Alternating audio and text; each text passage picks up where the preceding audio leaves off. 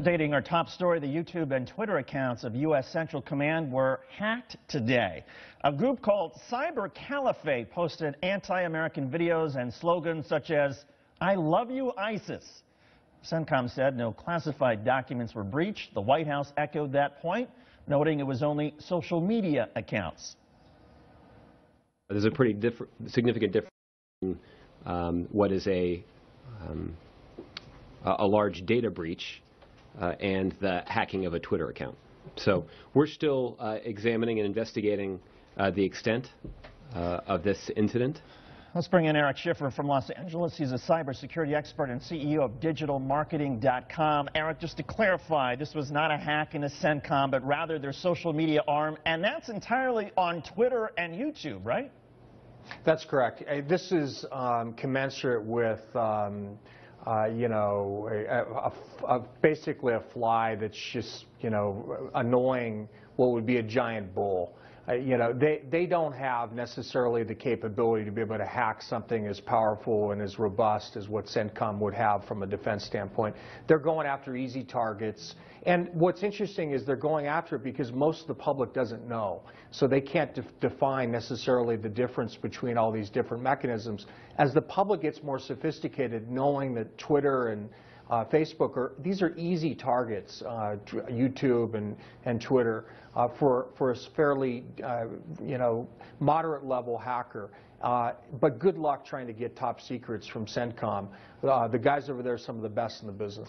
As far as Twitter and YouTube are concerned, I mean, any of us who have had feeds or channels there have probably had or know somebody who's had something compromised and breached, and you get weird spam or whatnot. It's still embarrassing, though, to Twitter and YouTube when it happens to any of us. I suppose even more embarrassing when it's somebody high profile, in this case, Central Command. What does YouTube, what are these commercial outfits, what do they need to do to try to stop this in general? Well, they can go to a much more sophisticated security protocol with up to 25 different characters. The problem is that many people won't want to participate. So as they balance security against user functionality and ease of use, they've got to consider that, the more secure, the less people want to use it. And so with Centcom and some of these other high-profile people, I'm sure there's discussions about making their passwords more secure so this won't repeatedly happen because it looks bad to the average person that doesn't know all the facts. I wonder if there's a silver lining, though, and that is, as people start to learn and they realize, okay, this was an attack on something that really, it's just something almost like the Pentagon rents, the space on YouTube or Twitter. I wonder if the silver lining is, well, okay, if ISIL and the Pentagon are trying to embarrass each other under a third-party social media site, and they're not going after each other physically, it might be embarrassing, but it's not like there's any violence here. No violence. No one was hurt in doing this, thankfully. It's not like they took down the grid, which could hurt people that would be in the hospital or hurt people in being able to feed their families.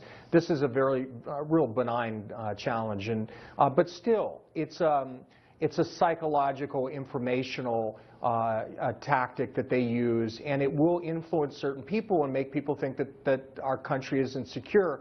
So it's important to get the message out, and this kind of report helps people understand that these are very easy targets, and there's no classified information that they were able to get. Is there a responsibility or an obligation on the Pentagon now, just like, after they fingered North Korea, after the FBI said North Korea was responsible for the Sony leak, and then it appeared that North Korea's internet was brought down? I don't know, maybe somebody at the Pentagon or NSA now goes after ISIL's websites or YouTube channel or their Twitter page in response? I'm sure the very talented men and women there are already planning something, if they haven't already.